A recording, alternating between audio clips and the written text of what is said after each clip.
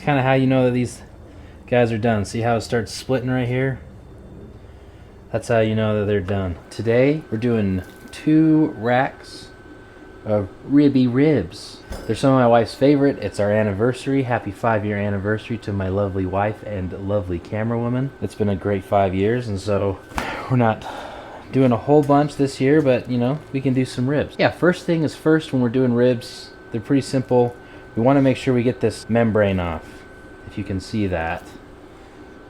If you use a paper towel, it makes it way easier to rip that membrane off.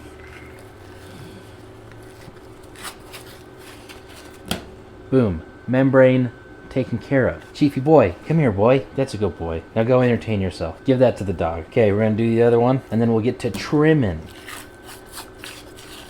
Membrane. Done. Achoo! Oh, gross. Go get it. Okay, now that we don't have a membrane on any of these ribs, we'll trim them up a bit. I like to get some of this extra meat off the back. It's just gonna burn up anyway. Put that meat off to the side.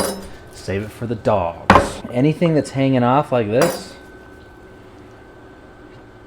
you might as well just trim off, because it's not gonna cook very well. I say all the time, we want every bite to be a good bite. Now my butcher did a really good job at trimming these up. That's kind of one of the things I like about buying my meat, all my meat at butchers, not just beef, because they're only gonna charge me for what I bought. So when I go to Costco and I do a trim on ribs or something like that, or Sam's Club, I usually end up having to trim quite a bit of meat off of the ribs themselves.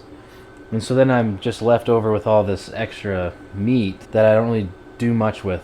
And so it's just kind of a waste of money. So I would much prefer to go to a butcher. And again, the butcher I go to is Heritage Craft Butcher in Orem, Utah. I love those guys down there. They're super knowledgeable, super nice. They give me really good ideas on what to do with my barbecue.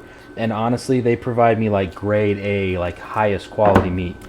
I never have had a bad experience with them. So support your local butcher. It's going to be better for you. You're going to pay the same amount of money as you would at Costco. You'll actually save money when it comes to cuts like this, because there's way less trim. I wanted to make sure I mentioned that, of the reason why I go to my butcher to get meat. I try to get this extra fat usually. Like this one's pretty good. It's not bad. There's a little bit right here that will get this extra fat off. But I just like to get it off just because it makes for a little bit better of a bite.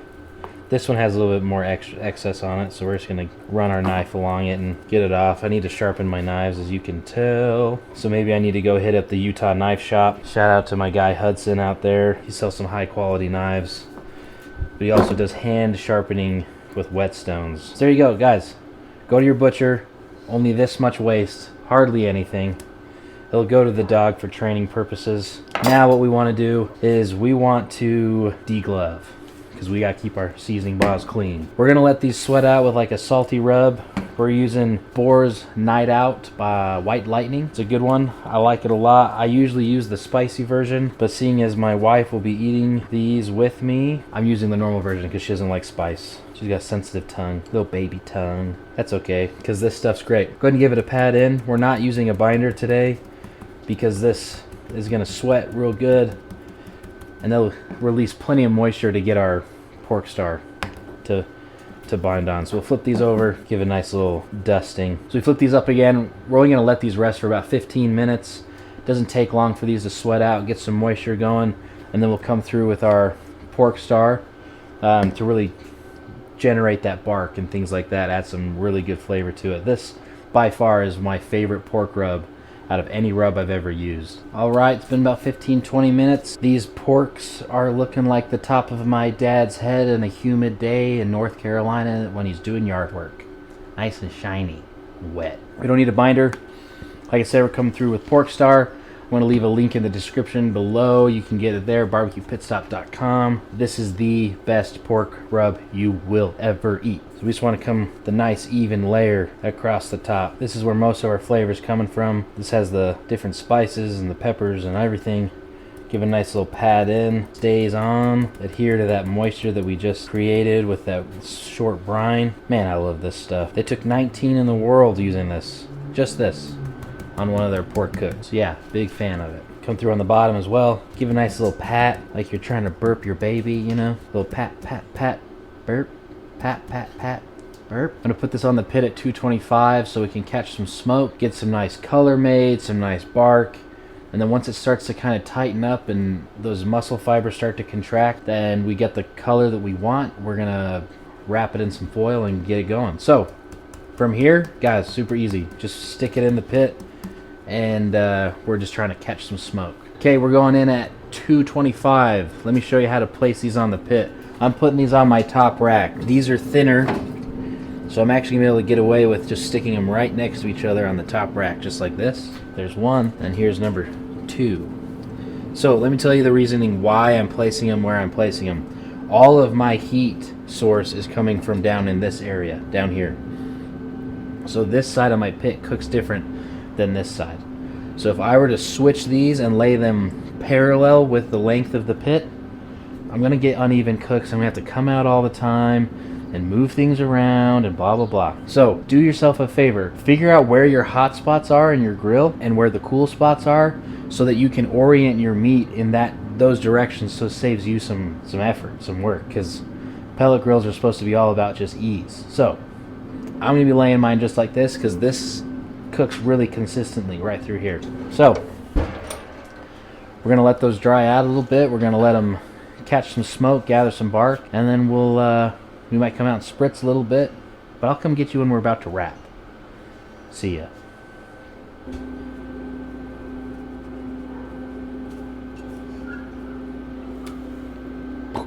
If you come on in here, we're getting our nice red color. We're getting that color that we want. So we've inherited the smoke we want. We're ready to wrap these guys. The underneath's looking good. It's not all burnt or anything like that. That's what we want. Temperature wise, we're somewhere in the 160s. We're getting some bend here. But these guys are ready to wrap like Tupac Shakur. You know what I'm talking about? Yeah, of course you do. This weather makes me think I'm like George Washington sailing across, was it the Hudson or whatever? Do I ever look regal like George Washington?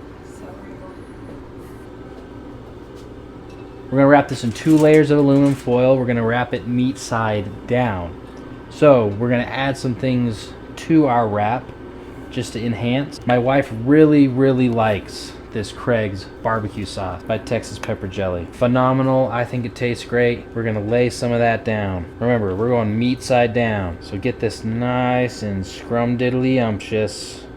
This will kind of glaze while it's in the wrap. I like to add some butter, fats flavor, so we're going to add just a couple pads of butter as well. That meat will kind of just sit and marinate in all these juices that we're introducing here. You can add any fat you want. If you want to do some beef tallow from, you know, a brisket you might have cooked, or, you know, some bacon fat, whatever you want. We're also going to add in some brown sugar. My wife asked me if I'm going to break it up. So that means I should break it up. Pro tip, when your partner asks you a question about an action that you can do, that's them just being nice, saying you should do that thing. Smokey Timbers Marriage Counseling. What up? So now we have this mixture, simple. Again, meat side down, that's very important. And then we're just gonna wrap it up like it's the world's greatest Christmas gift. Super simple. The reason we're doing tin foil, my wife asks, she thinks I need to tell you guys. The reason we're doing tin foil is because we have all this juices. We want everything to be contained. We want to create a container that saves the juice. We want everything to braise in this mixture that we just created. That's why we used the tin foil. Now, we're doing a wrap like this. Notice how I came over and back. We want to be able to still access these ribs so we can check doneness later. Remember, meat side down. Throw it back in the pit. Now we're going to make our slurry all over again. Stay with me, folks. Craig's barbecue sauce. Yeah. The cameraman's trying to sabotage my freaking channel. Fly away, little pork bird. Wee, wee. Wrap it like you're going to present this to your future mother and father-in-law to ask for their child's hand in marriage. Make it tight, make it right. Wrapped. Second rack, wrapped.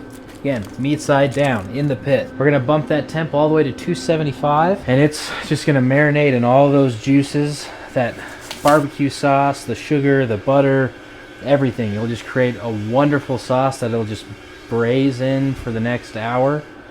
And then after that, we'll let it rest, catch up on its naps, its Z's, sleep tight, relax those muscle fibers, and these things should be fall off the bone. Actually, that brings me to a good point. If you want fall off the bone ribs, the secret is just taking it up to a higher temperature. Normally, you'd pull these ribs off anywhere in between like high 190s to low 200s. If you want them to literally fall off the bone, then you want to take them all the way to like a 208, a 209, and then pull them off the rack or pull them off the pit. I'm not as much of a fan as literal fall off the bones ribs, so I probably won't be doing that. I'll probably take it to 202, 203. That's usually the highest I'll go, and then let it rest. But if you want fall off the bones ribs, the secret is just taking the temperature a little bit higher. I'll come get you when these are ready to devour. Like I said, once you get to the temp you want, pull them off, rest them for about an hour or more, call it good. All right, these got up to 203 degrees before I took them out of the pit and rested them. They rested for just over an hour. Let's see how we did. Fly away birdie. Man, look at that. It just wants to bend right over that knife. It's kind of how you know that these guys are done. See how it starts splitting right here? That's how you know that they're done. Look, it just comes right off the bone. It's coming off. I could have taken this probably 5 or 6 degrees higher, and then it truly would have been falling off the bone. But I like to have some sort of, I still like it to be on the bone. You know what I mean? So let's dig in. Let's see how we did. These ones are going to be extra juicy, so I'm going to hold the mic away so you have to hear me chew. Yo, those are the best ribs I've ever made. You could just slurp these right off the bone, like a noodle. Yo, these are really good. I ain't even playing.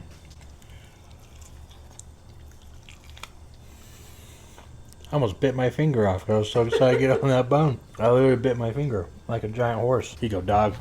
Okay, guys, super easy way to make ribs. You just got to make sure you follow the steps. These are phenomenal. They're super easy. They cook rather quickly. It's really hard to mess them up. Stop going to Chili's. Stop going to Applebee's. Stop going to these restaurants to get baby back ribs. Just make them in your backyard. You will be thanking me later. Comment, subscribe, do all the things. Comment if there's something you want to see. I'm going to start making holiday videos, getting ready for the holidays. Heck, you don't even need to get ready for the holidays with ribs like these. Look at that. It just comes, that's just a giant piece of meat right there. Slurpy, slurpy, derpy. No lie, babe, these are really good. Are we free to stop so I can try? Nope. I mean, I ran my thumb down that bone and it just came right off. Foolproof.